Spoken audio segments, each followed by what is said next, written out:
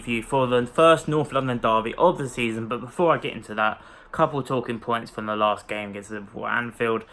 Main understanding points I just want to mention. Didn't really have the time at all to make a review, so I'll give a couple of my comments on what I thought of the game. I thought the system was actually working in the first half. Got outdone by a set piece of all things, which was very frustrating. The system that Unai was playing with the Diamonds, you could clearly see was set up so we can hit them on the counter-attack, which is what I basically said in the preview of that game that we had to do. Difference was we weren't clinical like I said we had to be. I'm not going to blame the likes of Pepe. It's his first full Premier League start and it was at Anfield. He was electrifying at times, he was breathtaking, and he's still rusty and he's still recovering to full match fitness. If that's what he can do when he's not fully match fit, then he could scare a lot of teams this season, and I'm looking forward to seeing how he progresses throughout the season. Second half, I think it was more going through the motions, trying to keep the score down, especially after giving away, which was a stupid penalty to give away. It was a penalty in my opinion. He pulled his shirt. You pull your shirt, it's a penalty. It's as simple as that. You can't argue it. It is what it is. But one thing I will say is after watching the game back quite a few times, it's clear to see Liverpool and also Manchester City, they are levels ahead of everyone else in this league. So if there was two games this season I'm not going to judge our team on, it's Liverpool at Anfield and it's City at the Etihad. Get anything out of that game, I'll be buzzing. But if we don't, it's because they're levels ahead of us. Their progression is so far ahead of ours, it's unreal. And everyone else's, the amount of money that both of them teams have spent. And also, you've got to remember, Liverpool, they're champions of Europe. They're unbeaten in 40 plus games at Anfield in the league. And I think even in all competitions, we weren't expected to win that game. One game I am expecting us to get a result though is this Sunday against Spurs. It's a North London derby. It's a massive game, and we really do need to win this game. They've got injury worries. We've got injury worries. Bottom line is it's also both teams coming off a loss as well. Their first losses of the season. Newcastle shocking Tottenham at their new ground and getting a result and winning 1-0. Meanwhile, of course, we've lost at Anfield. But form, as we all know, in derbies, especially this one, goes completely out the window. You've got to give 110% and play for this badge. Not specifically that badge, but just play for the badge, you know. First, also, I just want to quickly say, my laptop is playing up very annoying, hence why I'm on the phone. So, apology for the backwards camera thing that's backwards. Apologies for that. But it is what it is. I've stood my phone up quite nicely, so you won't get the shakiness I did for the Iwobi to Everton video. But I'm always nervous for a North London derby, and I can never ever be confident. But it's hard not to be in this sense. You know, their away form has been dreadful since January. But like I said, form does go out the window in this game. You've got to turn up. You've got to give 110%. You've got to... And because we're at home, and we normally do win at home against Spurs, I do think we've obviously got the advantage, and I do think we'll win this game. Not comfortably, I still think it'll be a close game, but... And I've been talking to a friend of mine who's a Spurs fan, and he actually thinks that they're a better team without Kane in it. And the fact that he is in it, because they got to accommodate him so much, because of who he is, it could disrupt their team a hell of a lot, and it could happen again this Sunday. Who knows? But he's a hell of a striker, Harry Kane, and I think any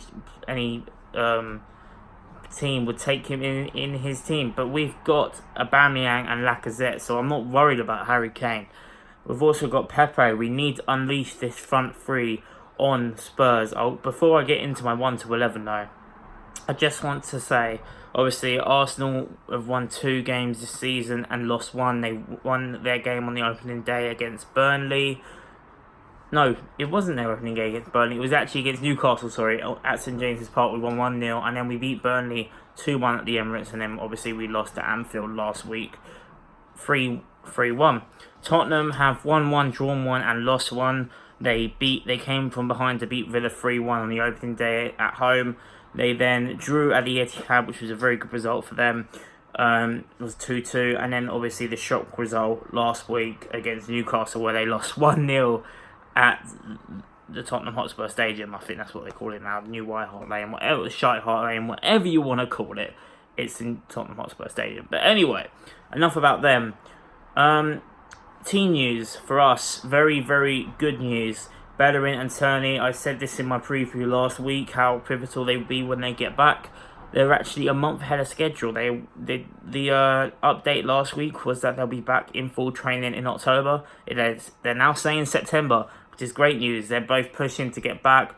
Rob Holding looks like he could be back after an international break. He's played a number of under-23 matches, along with played the full 90 last week against Everton's under-23, so he should be ready to go after the international break.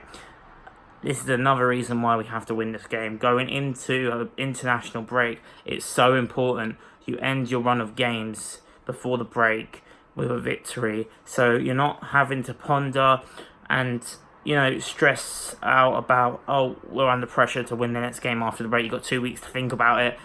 You win the game before the international break, especially a game as big as this one. Everything's more relaxed, composed. It's alright, we'll go back in and we'll continue our run of form and we'll continue to win games. But if we don't do that, it could be a worry. It really could.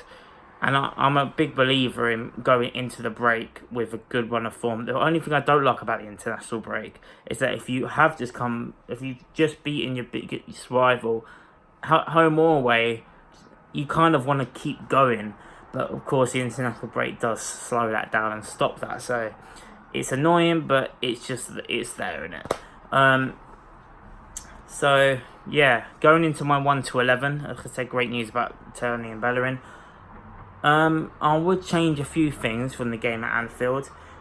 The centre halves is an interesting one. Obviously, David Luiz made the mistake for the penalty. Was caught out of position a couple of times as well by Liverpool. But again, this is a Liverpool side who's going to shred a hell of a lot of defences this season.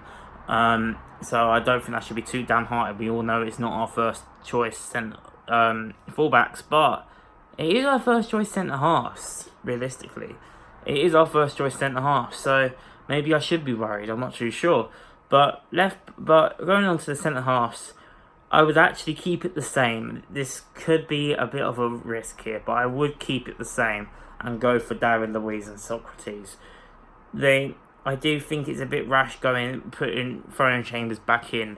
I can understand people wanting Chambers in the team, but you've got to, with mistakes going on, and the whole point of a centre-half partnership that they have to have consistent games together. They've got to keep going and going and going. And I do think when Holding is back, he will take one of their spots, but for now, these two are the most experienced, and you need your most experienced players on the pitch in a North London derby. Yes, Luiz doesn't know he's never been in a North London derby, but he's also a former Chelsea player who also just so happened to hate Spurs, and that's a big rivalry as well. So he knows what it means to play against Spurs. And obviously Socrates had an absolute stormer at the Emirates last season against Tottenham, toyed with Harry Kane, had him in his back pocket, and I'm pretty sure he could do it the same again with Luiz next to him. So that's my centre-half pairing of David Luiz and Socrates. Obviously in goal would be Leno. He's our first choice goalkeeper. He has to start. I forgot to mention the goalkeeper, so I'm mentioning him now. Left-back's a very interesting one. Will Nacho Monreal still be an Arsenal player when we face Spurs? I think there's talks he very well could be. Emery's pushing for the deal not to go through until after the game. If it does go through, I understand now, because obviously Turney is going to be back quicker than we all thought he could be. Yes, obviously once he's back in first team training, he probably won't be back on the pitch. Well, not on the pitch, but back in a first team, on the first team pitch, at least until October, maybe mid-October, late November, probably late October. Kolasinac, you know my thoughts on him as a left back. I don't think he is one. Maybe in this game he could be, and I wouldn't want to play a free at home against Spurs. If Monreal's gone by then, it will be Kolasinac, but I'm going to base this on Monreal maybe not being there, maybe being there because the European window shuts obviously the next day. So there could be an agreement in place for him to play that game, but then if he gets injured, the deal's fucked. The deal's messed up. Apologies for the swearing. I didn't mean to swear there. Anyway, yeah, I'd go Monreal on the left back, Maitland-Niles at the right back position, whilst Bellerin's still out. I still think he's played a hell of a lot. He's played all right there. Got a bit overexposed, a bit like Monreal against Liverpool, but I don't think he got as exposed as Monreal did, and actually played quite decent football, which was good to see. The midfield's an also interesting one. Obviously, against Liverpool, we played the diamond. We had Xhaka, Guendouzi, Willock, and Ceballos. In this game, I'd go to the 4-2-3-1 again, and I would go for the midfield pivot. But this isn't what I might technically go for. I think this is what Emery will do, though.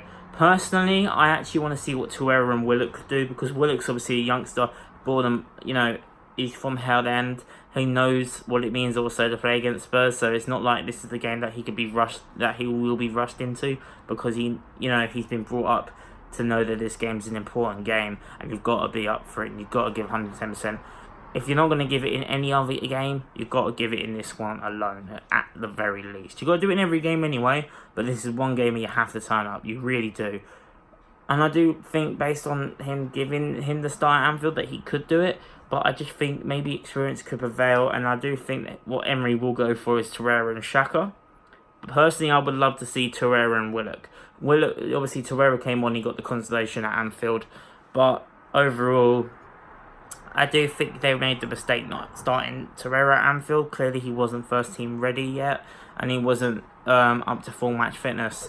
He's had enough minutes now to start, so Torreira, for me, has to start this game. Whether it's alongside Xhaka, or alongside Willock, or even alongside Guendouzi, he's got to start this game, in my opinion. Let me know your comments down below who's your partner Torreira in the North London derby, because I do think Torreira is nailed on and should very well start. Now, the three behind the the attacking midfielder, so obviously you've also got Willock, who can play there. Ceballos, who didn't have the best game at Anfield, but he was never going to set the world alight again. I mean, it would have been great if he did, but it was a bit of a wake-up call that it was only Burnley that he had that summer, but it was his last home game as well, so it'd be interesting to see if he can do it against Spurs. Ozil, it looks like he will be back. Obviously, he didn't travel, that was a weird one at Anfield, but I do think he will be in the full match squad. I would put him on the bench for now, because you don't want to, yes, he's been training, but he hasn't been. He was match ready in pre-season, but since the whole incident occurred, he hasn't had any minutes whatsoever. So I think it would be rational to throw him in a game like this. I think you've got to go for Ceballos, really. So that's the midfield three of either. For me, it would be Torreira, Willock, and Ceballos. What I think Emery will do, though, is go for the midfield pivot he used quite a bit last season, which was Torreira and Willock, and in front of them would be Ceballos. But again, let me know what your midfield pivot would be. Personally, I'd love it to be Torreira and Willock, but I do think the experience will prevail, and it will be Torreira and Xhaka, especially if Monreal is gone. He's one of Emery's captains. If Ozil isn't starting, he isn't in my 11. He's supposedly one of the captains, which would mean if Xhaka didn't start, who would be captain? Based on that logic alone, it's got to be Granit Xhaka. He started at Anfield, and he didn't actually play that badly at Anfield. I know he scapegoated a lot, and especially I'm not his biggest fan, but I will say when he had a decent game, I don't think he was that bad at Anfield. He's had worse games for us, and I do think he'll probably start this game. So yeah, Torreira and Xhaka. The front three has to be Aubameyang, Lacazette, and Pepe. If Lacazette does not start this game and he's fully match fit, there will be an absolute uproar. I'm sorry, he has to start this game. He's a big game player. I was surprised he didn't even start at Anfield, but obviously there was a fitness bug there. I think Emery did mention that in the press conference today. But either way, he has to start this game. That front three could electrify at the Emirates on Sunday, and could really, really scare the Spurs defence into just scare them, really, Obviously, last season's game was a very eventful one, to say the least. We took the lead through Aubameyang on the penalty spot, and then Dyer equalised from out of completely nothing. Kane then scored the penalty, made it 2-1. Aubameyang, I want to say, it was Aubameyang outside the box, shot outside the box, second half equalised. Lacazette outside the box as well, made it 3-2, and then Torreira scored, and El Hell broke loose, and we won 4-2. at the Emirates anyway. We also drew at Wembley away from home again. We should have won, missed a penalty in the last minute, and if we did score that, we probably would have been in the top four and in the draw today for the Champions League. But let's forget about that, because that was last season. And of course, we lost the one game I went to out of all those three, the League Cup game at the Emirates, where I think they beat us 2-0. But again, they didn't go on to win the Cup, so it doesn't really matter.